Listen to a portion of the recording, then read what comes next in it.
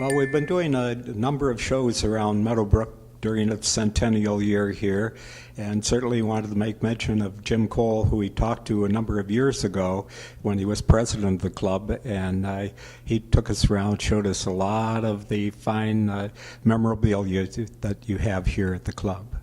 Well, we're with Jim Kohl, a past president of the Meadowbrook Country Club, here in the grill, and Jim has a lot of history stocked in his mind about this club and everything that's happened here. Jim, tell us a little bit about what we see here behind us. All right. As I understand the situation, a year or two ago at a local golf exposition, Chick Harbert, his two daughters, approached our club manager, identified themselves, told him that they, of course, had grown up around the club and would like to come back and see it, and could that be arranged? He, of course, said it could be. And when they came over, they brought with them some memorabilia, if I've said that correctly, relating to their dad. And so on the wall behind us, we have a picture taken in 1942 of Chick, who is second from left in the picture, with Bing Crosby, Jimmy DeMeritt, and Byron Nelson. Beneath that, we have the 1949 U.S. Ryder Cup team, Chick Harbert being second from the right in that photo. And then if we go over here to the two photos on the right, we have the 1955 Ryder Cup team meeting with President Dwight Eisenhower in the White House. And Chick was the captain. Captain of that team. And then we have the 1955 Ryder Cup team with Captain Chick Harbert in the center. And then finally, due completely to serendipity, my wife and I have a daughter that lives in Sarasota, and one of her best friends in her subdivision is married to Paul Azinger's manager. So for this year's Ryder Cup team, where Paul Azinger is, of course, the captain, Tommy Elliott, his manager, had made up this montage of the photos of all of the Ryder Cup captains, and those that are still living have signed the original. The original is in Mr. Azinger's possession, but Tommy was kind enough to make this copy for us in our club. That's pretty good, more than a souvenir. That is outstanding. And Chick was the golf professional here at Meadowbrook for a long time, and he was known for his prodigious tee shots.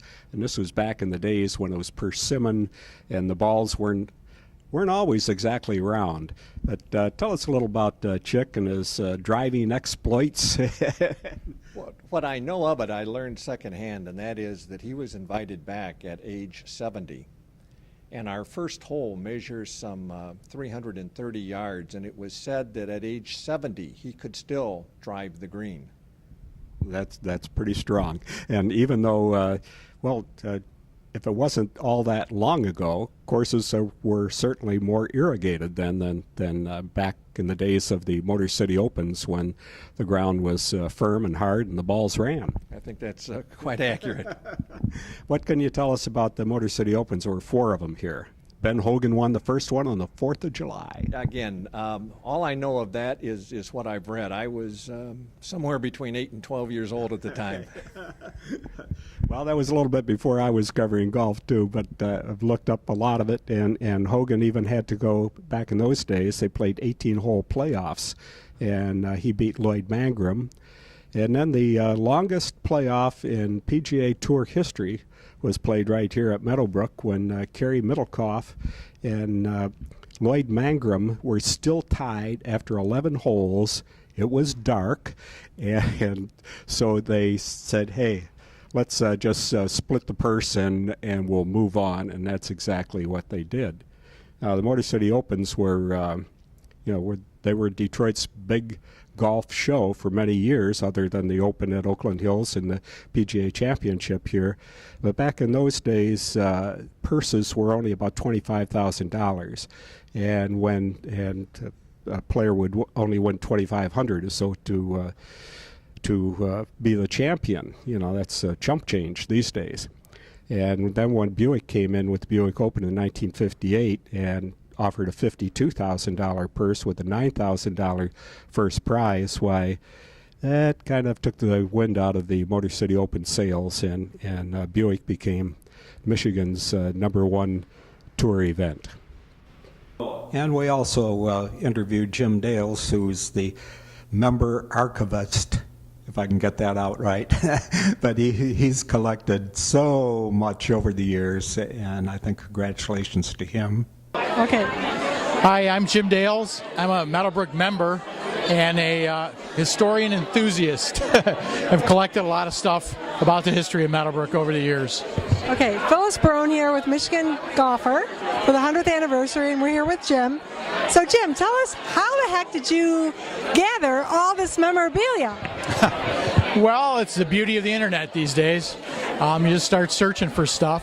Variety of antique sites, bookseller sites, eBay, and just one thing leads to another, and you keep finding another thing. And gradually over the years, you put it all in a drawer, and one day you open up that drawer and you got some stuff. And that's kind of what happened.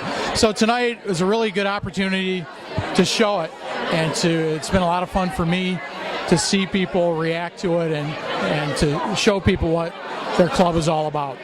So Jim, what do you think was the most memorable? I know there's a lot of different things, but in your findings, what was the most memorable thing that you found on Meadowbrook Country Club?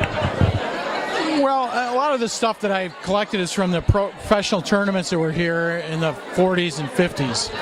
And while I knew a lot of the results from the early days, one of the most surprising things to me to find out was in the 59 Motor City Open, Mike Suchak won, but Arnold Palmer finished 4th, and Jack Nicklaus actually played in the event and finished out of the money. So it really sort of connects those two eras to today. Do you think people realize, Jim, that those guys were here back then? Not a lot, but it's fun to share that with them, because those are names that still resonate, even though some of these other names, like maybe Doug Ford or Kerry Middlecoff, not everyone's heard of anymore. So that was really good to see that. So with this memorabilia, will it be at the club now and forever?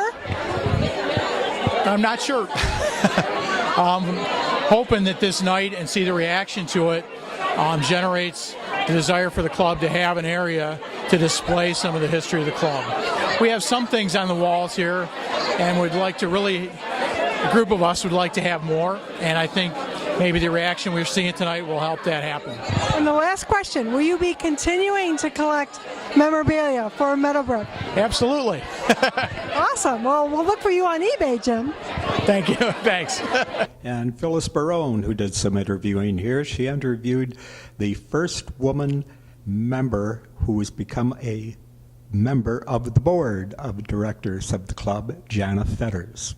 Phyllis Barone here at the 100th anniversary of Meadowbrook Country Club, and we happen to find Jana Fetters here, who happens to be the first women member on the board for Meadowbrook Country Club, right, Jana? Yes, I was. Very honored to serve on the board of directors of Meadowbrook. My parents joined in 1972. My husband and I were married here. Our son's grown up here. So it was a pleasure to serve as the board of director. Well, that's a neat story. Tell us how you felt about being the first women board member. Well, that was probably quite an achievement, right? Oh, I was honored. We didn't have very many female members, and to be asked by President John Lobia, who was a wonderful member and long-serving board member, it was a pleasure. And now, are you still a board member? No, it's a term of 3 years, and there's 9 members, and it's a rotating position. Now, have they had other female members on the board since you? We have not. Okay, and why do you think that is, Jana? Give us the inside scoop. There's just not that many women in the position to run for a board seat. We have many volunteers, we have many women as committee chairs, we have great participation in committees, but as far as the board, you do have to be a member. Okay, and how about as far as like golfing? Do you have to be a golfing member, or what are some of the criteria? Well, it's a Class A, so you're a stockholding member, and there are 325 stockholding members. Oh, wow. So I get it. So they have to vote you in and that kind of thing. Now, let's backtrack a little bit. You said that your son, or no, you got married here. Did you meet your husband here? My parents joined. My husband and I joined when we were married. My son, he's now 29. He is no longer here. He's in Texas. But it's 3 generations at Meadowbrook. It's been a great place to be.